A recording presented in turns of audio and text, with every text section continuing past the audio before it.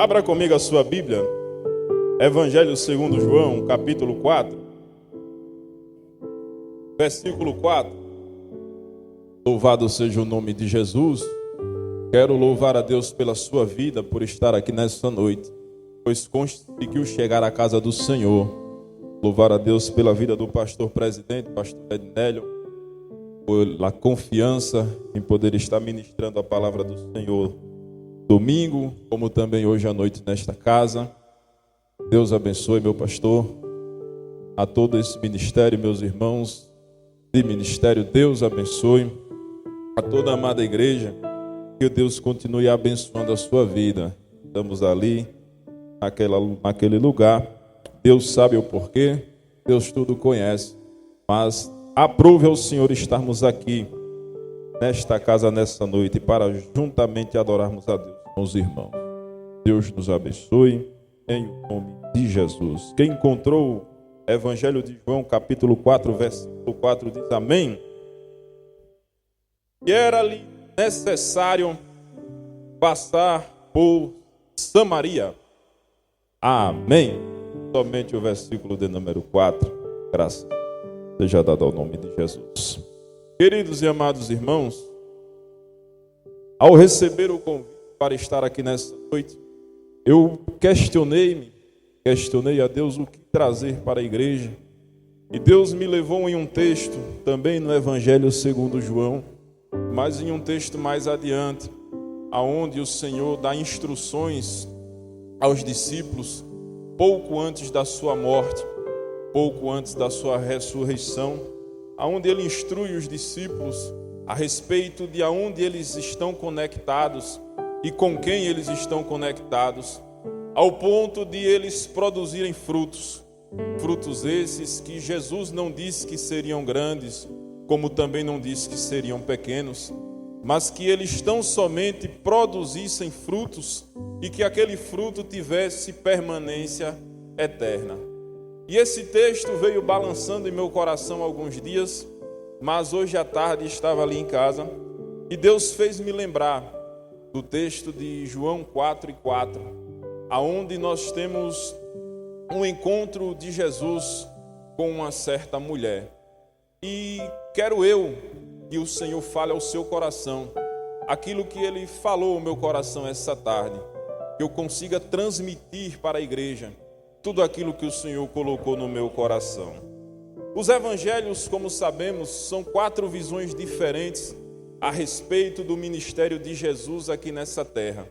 Sabemos que João, como Mateus, andaram com Jesus. Contudo, Marcos e Lucas foram os únicos 2 que não estiveram presentes, de certa forma, no ministério de Jesus, no ministério terreno do Senhor aqui nessa terra. Lucas, como um detetive, retorna pelos caminhos, becos, valados, vielas, cidades aonde Jesus passou, para poder transcrever toda a sua história de forma fidedigna.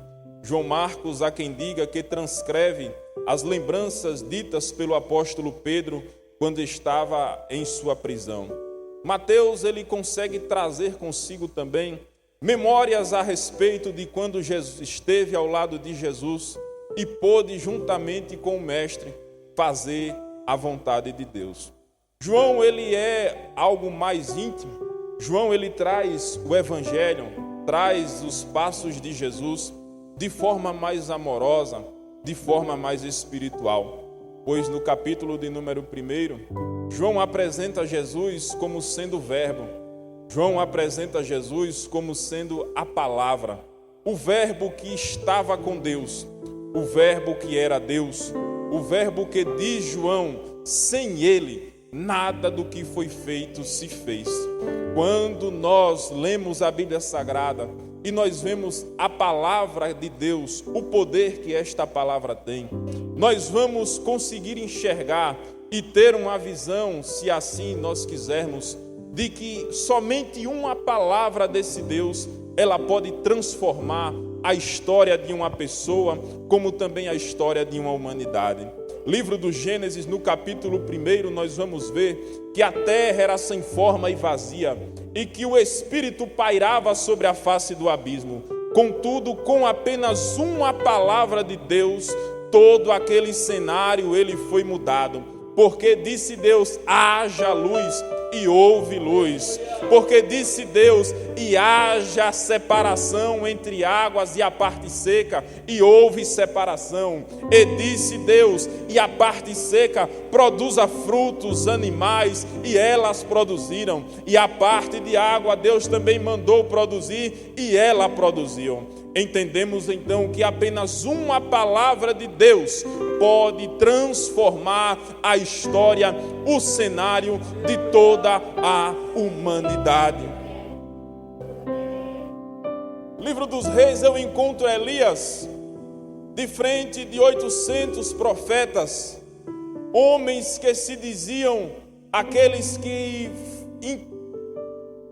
podiam trazer a palavra, que eram porta-vozes de dois deuses a qual o povo de Israel havia seguido. E aqueles homens estavam ali, em cima de um monte, de frente de um altar. Aqueles homens estavam ali, debaixo de um desafio feito por Elias, ao ponto de que eles passaram bom tempo clamando aos seus deuses, e aqueles deuses não puderam responder. Elias então vai até aquele altar, coloca o altar em ordem, com uma oração de pouco mais de 1 minuto, e apenas uma palavra do Deus ao qual nós servimos, desce fogo do céu e a resposta é dada para que todos possam entender que o único e verdadeiro Deus que merece adoração é o Deus de Isaac, é o Deus de Abraão, é o Deus de Jacó, é o Deus ao qual nós servimos, é o Jesus, aquele que um dia nós levantamos a nossa mão e aceitamos como nosso Salvador. Apenas uma palavra de Deus, ela pode mudar a sua vida e a sua história. Jesus, em um certo momento, é interceptado por alguns leprosos, e eles olham para Jesus e dizem: mestre, se o Senhor quiser, o Senhor pode nos tornar limpos. E Jesus olha para ele e diz: eu quero ser limpos. E imediatamente aqueles homens foram curados da lepra que estava sobre o seu corpo. Apenas uma palavra de Jesus, ela pode mudar o quadro da tua saúde. Uma palavra desse Deus muda o quadro da tua casa. Aquele teu filho que já está desviado há muito tempo e as pessoas já não dão mais crédito e não acham que ele irá voltar, creia que apenas uma palavra de Deus ele retorna. O teu marido que quem sabe é um viciado cachaceiro, mas uma palavra de Deus muda a história da tua vida e a história da tua casa, porque a palavra tem poder. E João apresenta Jesus como sendo este verbo, como sendo esta palavra esta que ele diz no Apocalipse: ele é o alfa, é o ômega, é o princípio, é o fim. Antes dos tempos serem tempos, ele já existia, e quando os tempos se findarem, ele continuará existindo, porque ele é eterno. Palavra que muda a vida e palavra que muda a história. João então nos apresenta esse Jesus como sendo esta palavra, o verbo encarnado, o unigênito Filho de Deus.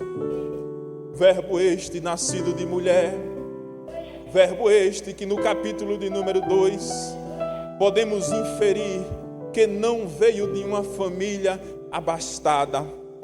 Verbo esse que não veio de uma família de condições, porque inferência minha, estava em um casamento de pessoas que, quem sabe, não sabiam calcular a quantidade de convidados, não tiveram o tino para poder calcular a quantidade de pessoas que ali vieram. Inferência minha, ou quem sabe, não tinham condições para poder suprir toda aquela necessidade, ao ponto de que o vinho se acaba. Vinho simbolizando a alegria, há quem diga isso, mas eu entendo o vinho como sendo a bebida que eles estavam servindo. Então, se não tinha bebida, se não tinha mais a alegria, a festa iria se acabar.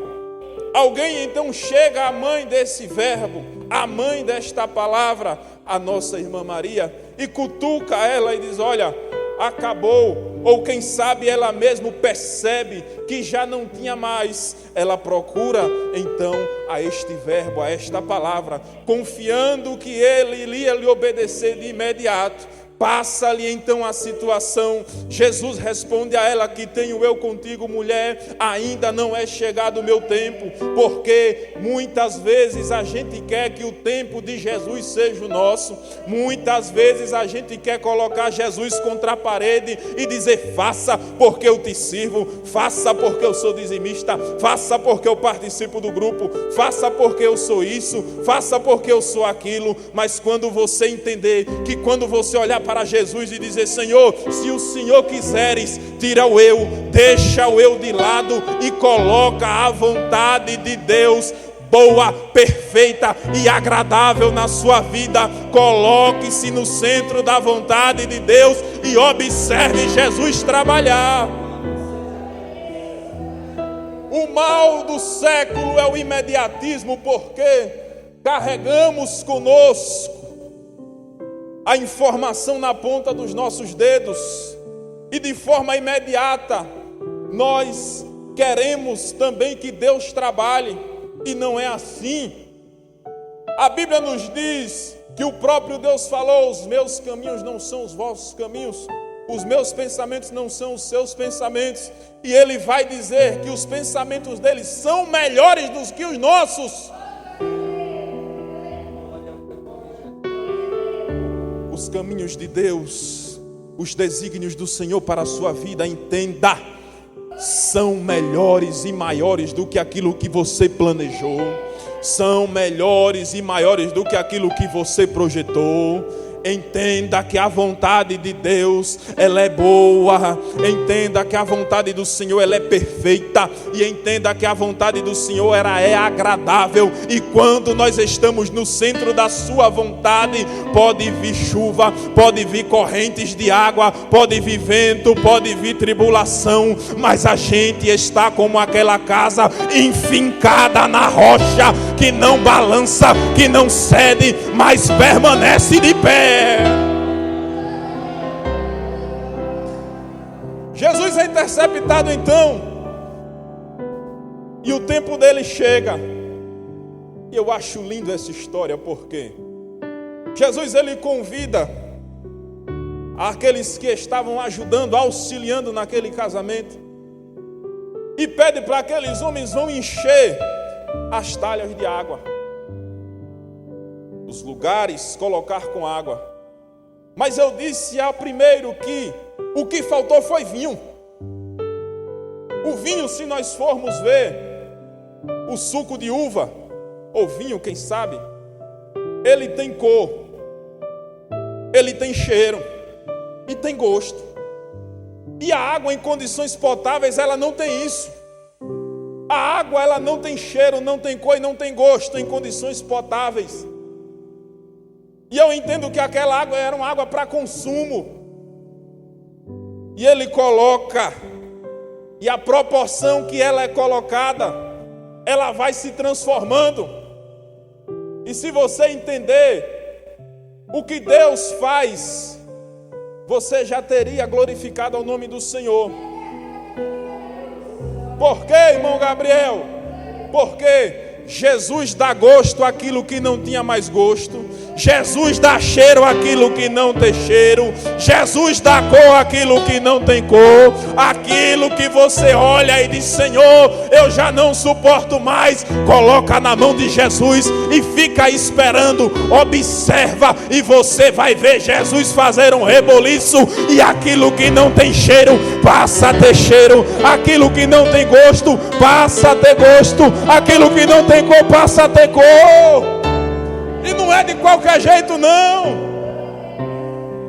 Não é de qualquer forma, porque havia um homem naquela festa designado tão somente a provar essa bebida. E quando ele prova da bebida que Jesus faz, ele chama o noivo e diz: você é maluco? Você é um homem sem ética? Porque primeiro a gente dá a pior, primeiro a gente vem com aquilo que é inferior, primeiro a gente oferece aquele que a qualidade é um pouco menor. Para quê? Para sobrar o bom, para que quando as pessoas já estiverem alegres, a gente dá ele. E você está guardando o bom para o final, é porque com Jesus é desse jeito, meu irmão. As coisas com Deus são melhores no finais. Diz a palavra de Deus: a glória da última casa será maior do que a da primeira. Entenda alguma coisa: as coisas de Deus não são da nossa maneira e do nosso jeito, mas quando ela chega na nossa vida, as pessoas que estão de fora têm que testemunhar e dizer: é Deus, é Deus, é Deus, é Deus, é Deus, é Deus, é Deus, é Deus. Porque quando testemunha quem está perto, é bom. Mas quando a pessoa que está de fora testemunha e diz: é Deus, aí só pode ser Deus. Não tem outra explicação. Não tem outro jeito. É Deus. É prova de que Deus é na vida dele. Quando as pessoas que estão de fora olham, coça a cabeça, quem sabe diz: meu Deus, como é que isso aconteceu? É, Senhor, só pode ser o Senhor. Só pode ser o Senhor a fazer essas coisas. Porque Deus quando faz, Ele faz bem feito. Porque Deus quando faz, Ele faz perfeito, para que o nome dEle seja glorificado. É só para isso. É para o nome de Jesus ser glorificado. Quando as coisas começarem a mudar na sua vida, quando as coisas começarem a transformar da água para o vinho na sua vida, não esqueça de glorificar Jesus. Não esqueça de vir dar o testemunho. Quando Deus começar a abrir as portas e abençoar a sua vida, e você olhar para trás e não lembrar mais dos tempos ruins que passaram, lembre-se de Deus. Lembre-se dele, porque disse Jó: ainda que consumida toda a minha carne, ainda que consumida a minha pele, eu sei que o meu Redentor, Ele vive. Eu sei que o meu Redentor, Ele vive. Eu sei que o meu Redentor, Ele vive. Eu posso estar em cima, disse o apóstolo Paulo, mas eu também sei estar embaixo. Eu posso ter fartura, mas eu também sei passar fome, porque ele conseguiu entender a grandeza de Deus na sua vida. Capítulo de número 3 do Evangelho segundo João. Jesus já fez o seu primeiro milagre. Já demonstrou àquela sociedade que ele veio aqui para fazer alguma coisa e não era algo pequeno. De forma que ele encontra alguns homens, e João registra o nome deles, André, como também a Simão Pedro. E a sua pregação, ela foi tão intensa que aqueles homens seguiram a ele e encontraram Natanael. E é o único lugar onde você vai ver essa passagem. E ao encontrarem Natanael, diz: a gente encontrou o Cristo. Porque quem encontra Jesus não quer guardar só para si. Quem tem um real encontro com Jesus não guarda só para ele. Ele quer transmitir às outras pessoas que conseguiu encontrar paz para a sua vida e paz para a sua alma. Quem tem um real encontro com Jesus não suporta não deixar de transmitir a esta mensagem. Natanael então ri, porque Jesus era oriundo da cidade de Nazaré. E o seu questionamento é: pode vir alguma coisa boa de Nazaré? E as pessoas muitas vezes olham para a gente, quando a gente aceita Jesus, levanta a nossa mão e diz: não fica um dia, não fica um mês. Passou um mês, no São João desvia. Passou o São João, no final do ano não fica, não aguenta. Por quê? Porque a nossa história nos condena. O nosso passado, ele vem atrás de nós nos condenando. Mas sabe quem é que faz esse serviço de acusar? O inimigo. Recordo-me que quando fui me batizar, Na semana do meu batismo, um amigo meu, amigo, olhou para mim e disse: tu vai se batizar? Tu não tem jeito mais não. Tu vai se batizar? Tu não tem jeito mais não. E eu disse: mas mesmo assim eu vou me batizar. E para a honra e glória do nome de Jesus, julho de 2011, eu desci as águas. E até aqui estou servindo ao Senhor.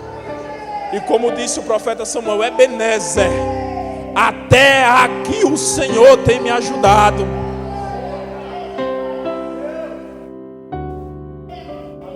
Mas quem questiona muitas vezes a nossa história e de onde nós viemos é quem não conhece a Jesus. Porque quando Natanael tem um encontro com Jesus, Jesus não diz nada. Jesus só olha para eles: aí sim, vem um judeu que não tem dolo. Aquele certíssimo, aquele homem que por fora é muito certo. Natanael então se espanta, porque não tinha encontrado alguém que lhe dissesse tais palavras, ao ponto de o ver embaixo de uma figueira. E somente isso transformar a história daquele homem.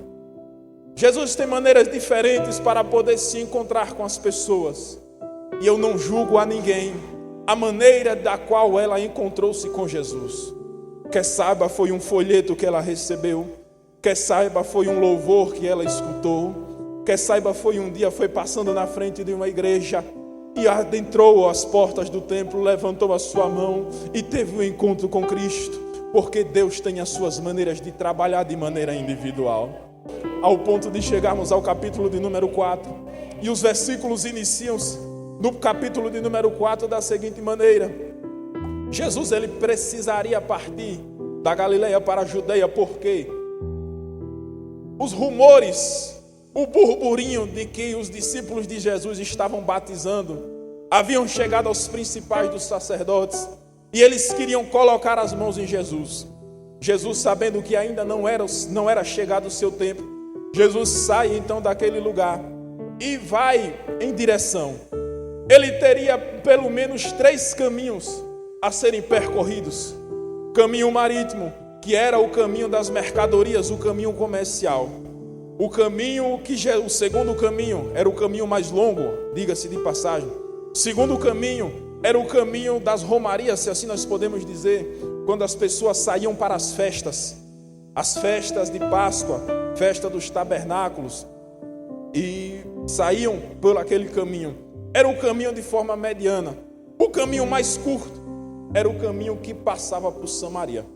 Os samaritanos, se nós formos ler a história e a Bíblia Sagrada, Jesus faz menção nele em certa parábola, quando diz que um homem descendo de Jerusalém foi apanhado por alguns salteadores e bateram naquele homem e entenderam que aquele homem estava morto, que já não tinha mais vida naquele homem. Mas aquele homem ainda respirava, ao ponto de passar um sacerdote e um levita, homens religiosos, dos quais estavam sobre os seus lombos a incumbência de poder ajudar aquele homem que ali estava caído. Contudo, aqueles dois passam de largo e não dão assistência. Mas um samaritano, inimigo irmão, porque samaritanos são descendentes da tribo do norte. Quando alguns vão exilados, os assírios então invadem a tribo do norte e conseguem fazer uma miscigenação de pessoas ali.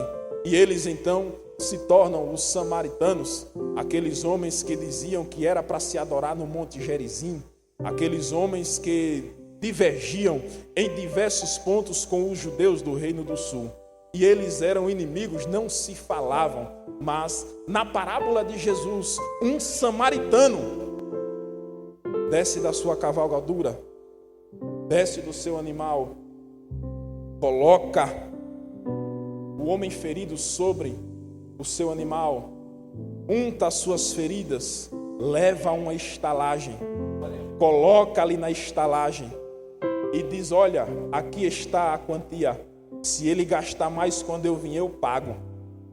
Um samaritano, um inimigo, aonde nós podemos entender que o nosso próximo é um ser humano semelhante a gente. independente do seu credo, independente da sua opção sexual, independente de qualquer coisa, Ele é o seu próximo. É dever nosso ajudá-lo. Jesus então vai pelaquela cidade e passa, vai pelaquela região e passa então pela cidade de Sicar. Desvia-se ao poço de Jacó, poço esse cavado pelo pai Jacó e que foi usado por Jacó. Poço esse que estava ali agora servindo aos samaritanos. Os discípulos partem para a cidade para poder comprar alimento. Jesus assenta-se ao poço. E o que mais me chama a atenção nesse texto é o versículo de número 4, aonde João diz que era necessário Jesus passar por Samaria. Qual a necessidade que Jesus tinha em passar por aquela cidade se ele tinha 3 caminhos?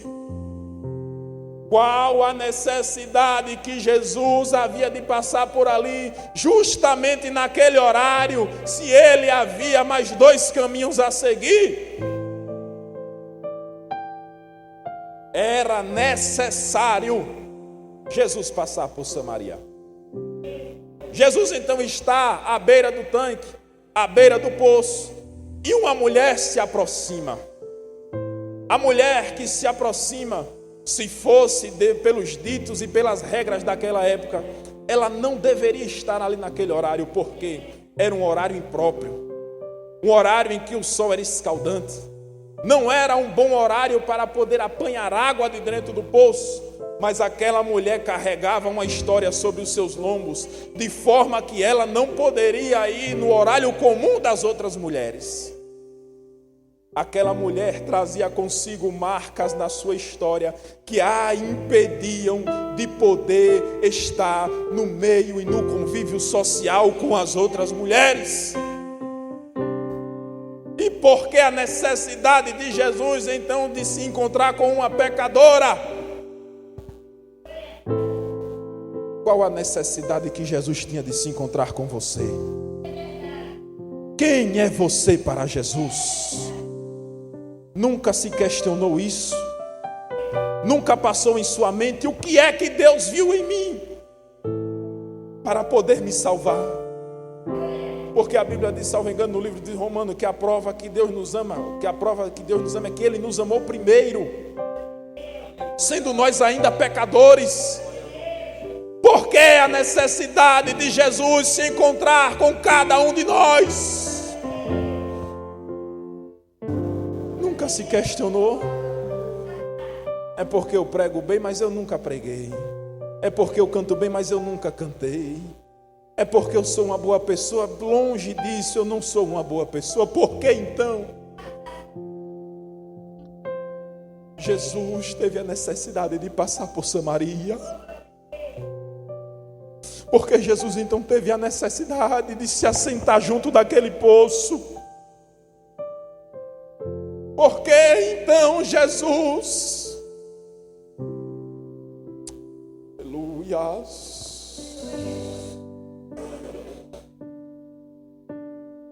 Jesus é lindo, meus irmãos, lindo ao ponto de João registrar no capítulo 3, versículo de número 16, o real motivo de Jesus se encontrar com aquela mulher. Porque Deus veio ao mundo para que todo aquele que nele crê não pereça, mas tenha vida eterna. Versículo 17, porque ele não veio condenar o mundo, mas para que o mundo fosse salvo por ele.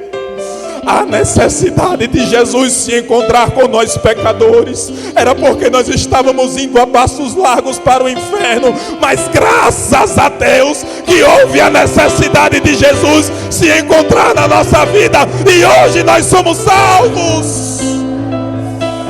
Aleluias!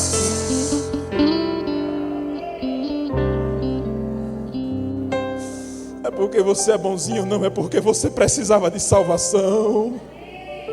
É porque você é uma pessoa maravilhosa, negativa. É porque havia necessidade de você ser salvo. E Jesus fez maldição por nós. Aleluias! Jesus encontra com aquela mulher e diz: mulher, me dará água. Como pode você ser meu inimigo? Como pode você ser alguém que não fala, que não se comunica com o meu povo, e você vem me pedir água? A resposta de Jesus foi enfática: se você soubesse.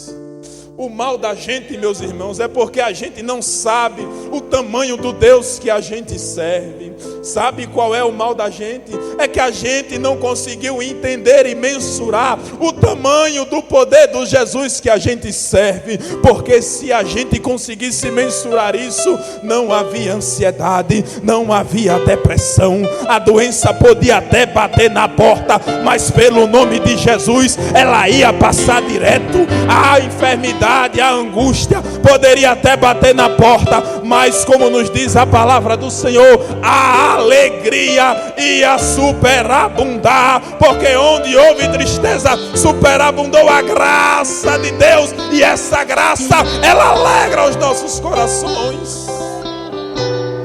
A dificuldade era batendo e saindo, se nós soubéssemos quem realmente é Jesus.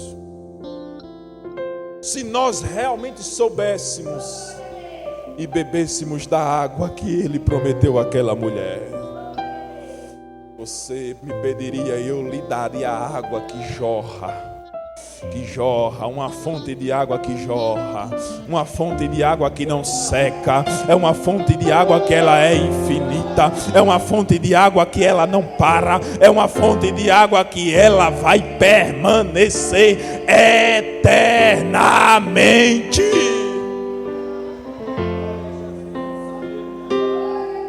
Uma adúltera recebe esta palavra e sabe o que ela faz? Não guarda só para ela. Uma pecadora recebe esta palavra e não guarda só para si. Questiona então a esse Jesus aos pontos que eu falei anteriormente. Senhor, vocês dizem que é para a gente adorar no templo, a gente diz que é para adorar no monte, e o que é que vai acontecer? Jesus olha para ela e diz: mulher, a hora vem, a hora está chegando em que não é no templo, que não é no monte, mas que os verdadeiros adoradores vão adorar a Deus em espírito, mas que os verdadeiros adoradores vão adorar a Deus em verdade, mas que os verdadeiros adoradores vão adorar a Deus no templo, vão adorar a Deus no monte, vão adorar a Deus lavando o prato, vão adorar a Deus dirigindo o carro, vão adorar a Deus no trabalho, vão adorar a Deus quando estiver dentro do ônibus, vão adorar a Deus quando estiver no banho, vão adorar a Deus quando estiver no meio da rua. Os verdadeiros adoradores adorarão ao Pai em espírito, os verdadeiros adoradores adorarão ao Pai em verdade, porque importa que isso aconteça.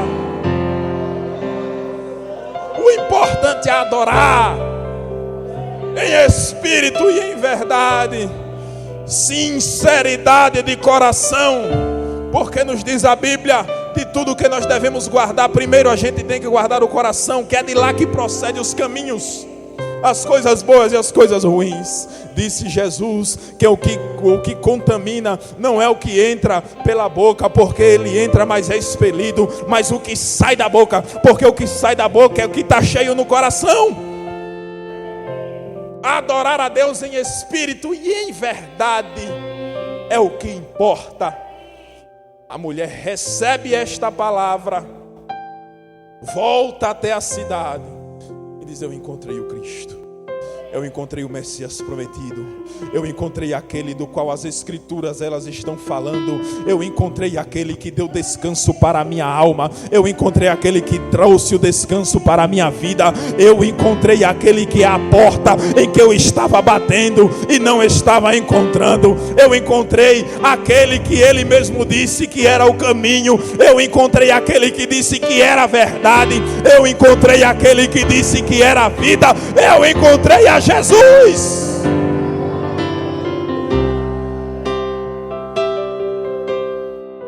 Quem recebe esta palavra não fica com ela para si. Quem recebe esta palavra propaga esta palavra. Porque necessidade Jesus tinha de passar por Samaria. Porque ele tinha que ir justamente naquele horário. Porque ele tinha que ir justamente para aquele poço. Você está conseguindo entender o que a palavra de Deus quer falar ao seu coração? Porque você veio à igreja naquele dia e levantou a mão e aceitou a Jesus. Porque você veio, porque você ouviu aquele louvor, justamente aquele louvor que tocou o seu coração. Porque justamente Deus colocou aquela pessoa com um folheto na mão e entregou justamente a você. Em uma certa oportunidade, estávamos aqui na igreja e haveria o culto. E não houve porque um irmão faleceu. E eles iam velar na igreja. E eu disse, um culto eu vou para o alto, no dia de domingo eu disse, eu vou congregar com os irmãos lá. E já estava aqui, peguei a Bíblia, subi. E quando eu estava lá congregando, Deus levantou uma irmã e falou ao meu coração. E eu lembro muito bem as palavras que ela usou quando ela disse pelo Espírito de Deus. E ela disse, eu marquei hoje o dia, marquei a hora. Você não está aqui porque você quer, mas eu fiz tudo para que você estivesse aqui nessa noite, porque eu tenho alguma coisa para falar ao seu coração. Entenda, meu irmão, não é por acaso que você saiu da sua casa nessa noite e veio para cá.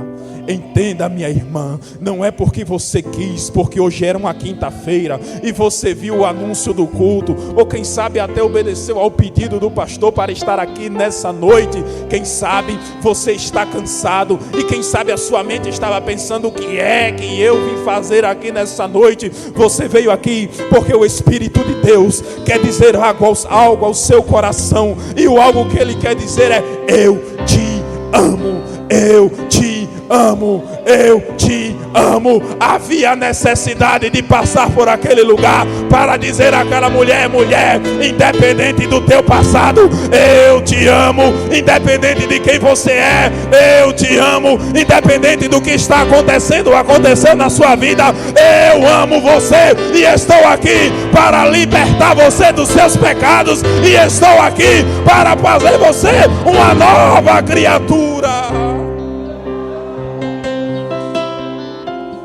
Qual a necessidade de Jesus? Qual a necessidade que Jesus tinha? Jesus te ama. E o amor de Deus é incomparável. Mas, irmão, eu ainda não alcancei os bens materiais que eu queria. Isso é besteira. O amor de Jesus supre tudo. Mas, irmão, ainda não consegui chegar aonde eu queria. Deixe isso para lá, entregue na mão de Deus.